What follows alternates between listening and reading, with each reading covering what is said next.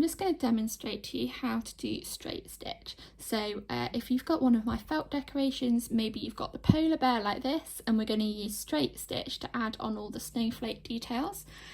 Or maybe you've got the hedgehog kit, and the hedgehog kit is just lots of straight stitches scattered around the body. So there are loads of different ways that you can use straight stitch.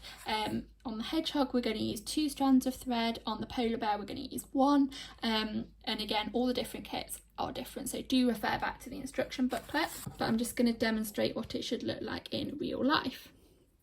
So what you want to do is you want to create a little stitch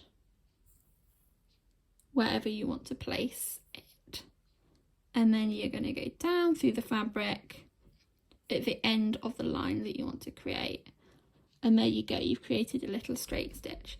So for these snowflakes on the polar bear, we're just going to use straight stitches to add these snowflake details.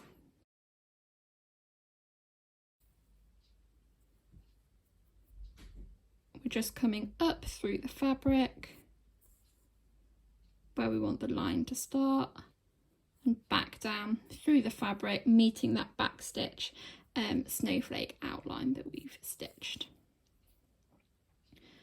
So no matter what you're using it for, straight stitch is so adaptable. You can do so many things with it because it's literally just creating little lines with a needle and a thread.